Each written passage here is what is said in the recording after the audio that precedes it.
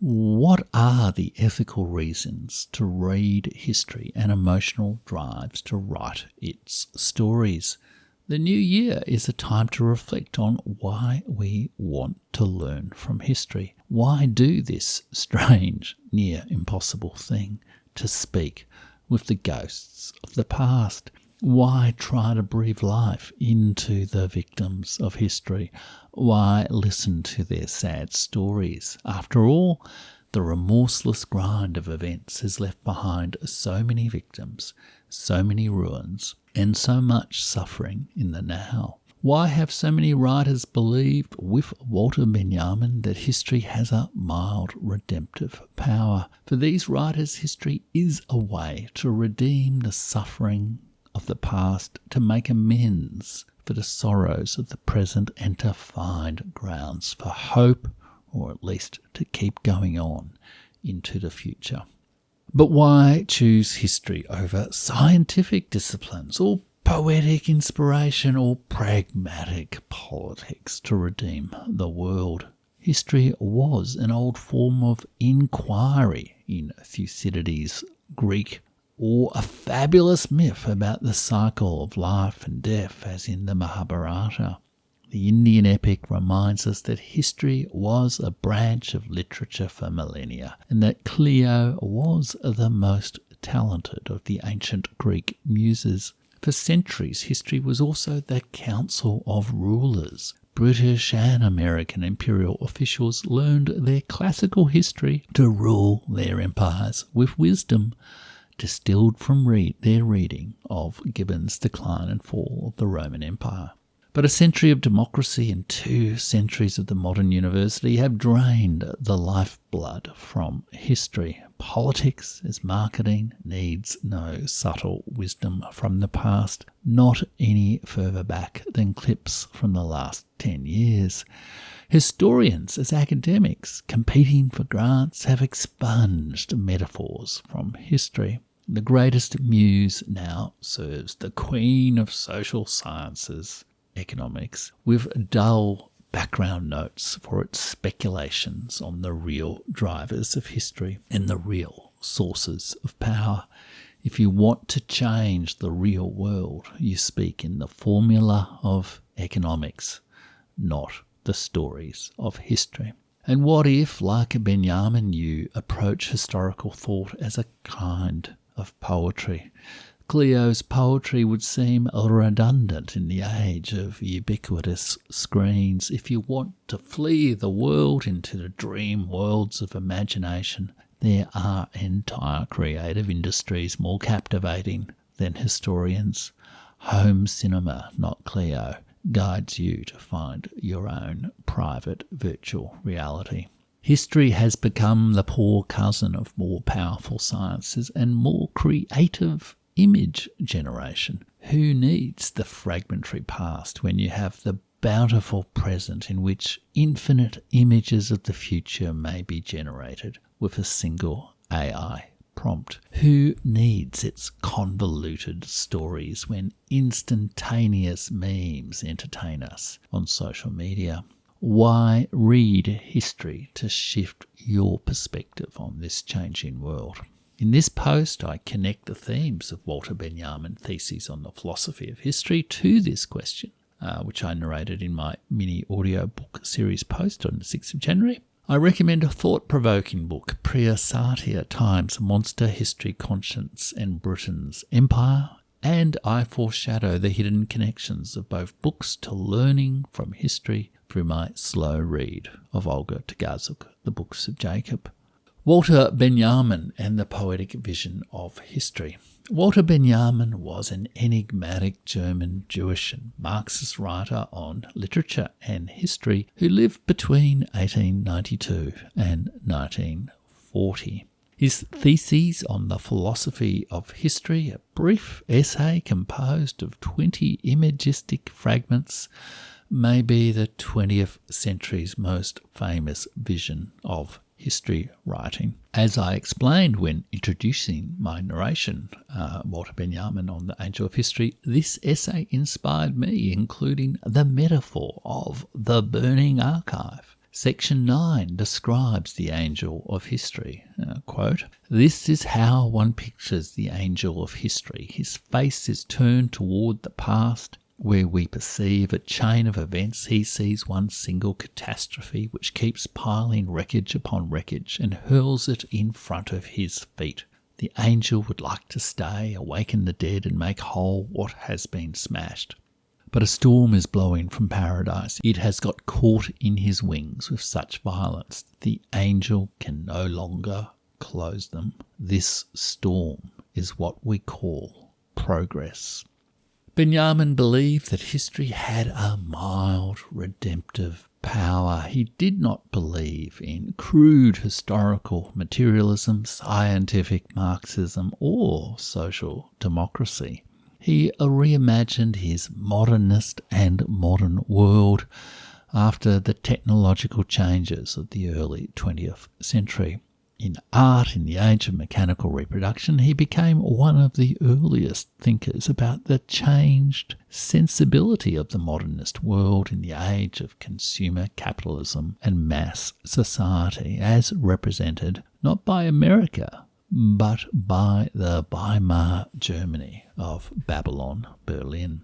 He also introduced messianic ideas of Jewish mysticism into his philosophy of history. Several of his fragments reimagined the class struggle of dull Marxist history as a form of messianic return. Section 18 explicitly connects the idea of the messianic return to the practice of the historical materialist or Marxist philosophy. A historical materialist approaches a historical subject only where he recognises the sign of a messianic cessation of happening, or put differently, a revolutionary chance in the fight for the oppressed past. And that's a quote from Walter Benjamin. Benjamin wrote against the practical politics of German social democrats and the conformist governing ideas of European liberalism. Both groups shared a belief in progress, the firestorm from which the angel of history fled. Benjamin also took flight from this storm. He found refuge in his poetic vision of history as a way to redeem how we suffer in the past and present. Priya, Satia, Time's Monster, and the ethical case for history. This vision has inspired many, but was an insanely impractical program for how to read and write history. The poetry of the image, however, has been invoked countless times by those who hope history can transform the future and do not look to history for practical advice on how to rule the present. Indeed, Priya, Satia writes, his description has now been cited so often in so many contexts that it is at once iconic and cliché. Nevertheless, her profound reflections on the past and future of history in Time's Monster, History, Conscience and Britain's Empire 2020 return to Benjamin's poetic images. Time's Monster, History, Conscience and Britain's Empire is my recommended book this week. Priya Satia is the Raymond A. Spruance Professor of International History and Professor of History at Stanford University. Her work focuses on modern British and British Empire history, examining the cultural foundations of imperial power and its lasting impacts. Satia's research explores how historical narratives shaped and justified empire. Her books, Spies in Arabia and Empire of Guns, won awards. In Time's Monster, she examines the role of historians in enabling imperial expansion and conscience management. The story of the British Empire and the conscience of its historians and history-loving leaders were intertwined. She echoes Benjamin's critique of liberal visions of history as progress. 80 years after Benjamin's death, Satia returned to his theses, not published in his lifetime, to restore them to their context of a broader philosophical interrogation prompted by the world wars of the idea that history must be a narrative of progress. Satia also sought to separate history from its establishment role in the Anglo-American liberal tradition, a pragmatic storytelling servant of imperial power. Today, that tradition is upheld most prominently by Neil Ferguson, who Satia excoriates as another servant of the British imperial tradition of historians who defended empire in the name of progress. Believers in empire and the greatness of nations, as Priya Satia shows, have long written history to serve power. They have salved their conscience with stories from the past that suggested there was no alternative and that the poor, benighted subject peoples benefited in the long run from the institutions of empire. Satia argues that history writing was empire's enabler, specifically in Britain and by implication across the West. History was given a special place as a guide to action in the British Empire, as represented in figures like Macaulay, Toynbee and Winston Churchill. Satia argues that the discipline of history played a crucial role in justifying the British Empire as the well-intentioned project of good, liberal-minded people who discerned the directions of history.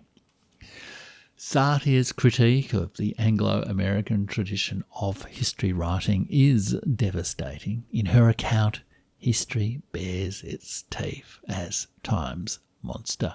But her critique is not solely negative. She offers ethical reasons to learn from history, not in the service of power, not in the consolation of nostalgia, not in the messianic hope of redemption.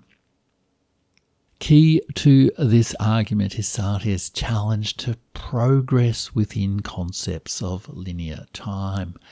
The idea of progress allowed imperial actors to justify violence, dispossession, overrule and patronising contempt, as vindicated by the judgment of history, evidenced in the progress of humanity. Present wrongs were morally rationalised by the lessons of history, grounded in an expectation of future outcomes.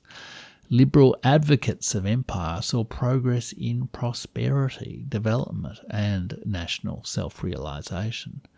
Marxist historians saw progress in the revolutionary proletariat and its class consciousness. But whatever the particular politics of the historian, history was the source for moral fables that allowed leaders, history writers and citizens to live with their conscience amidst the many atrocities and acts of exploitation by empires. She examines Macaulay, T.E. Lawrence of Arabia, and more sympathetically E.P. Thompson, whose Making of the English Working Class sought to rescue from the condescension of posterity the poor stockinger who futilely protested against the effects of the Industrial Revolution without the benefit of the Marxist science of historical materialism. Quoting Satia times Monster, for Thompson, like Benjamin, history writing might perform a more poetic, redemptive function in the face of unremitting loss. She finds a similar urge to redeem the past in the work of subaltern studies critical of colonialism and in the poets and writers of the partition generation who responded to the partition of India and Pakistan by the British Empire during its botched decolonisation of South Asia after 1945. Quoting Times Monster, the scale of mass violence and loss that marked these two events made them resonate at a visceral level as moral narratives, moral tragedies, events in which all the folly of human history was flagrantly on display. History proved inadequate to the moral tragedy they posed, and survivors turned instead to poetry for their bearings, however inadequate it too was to their experiences. In these poets and in the South Asian historical traditions of cyclical time, the yugas as told in the Mahabharata, Satia finds an alternative to history's service of power, progress, or prophecy. She finds a way in which complex stories of the past can re-engage us in the plurality of the present and demand our ethical engagement with this complex world. Among the Urdu progressive poets of that partition generation who used a metaphor of dawn for freedom, Satia finds redemptive inspiration, implying that the time of suffering is like a long night, but like every night, it must end in dawn. As Faiz wrote, Lambi hai gam ki sham maga sham hi tahai, meaning, long is the night of sorrow, but it is still just a night. We are not going to reach the end of social evolution. Time is cyclical. Liberation is not a condition we achieve at the end of linear time, but something we experience in fits and starts in the very pursuit of liberation. Satia's Time's Monster is a complex book. It profoundly blends Western and other traditions of history writing. It is not an easy book, but it is profoundly rewarding.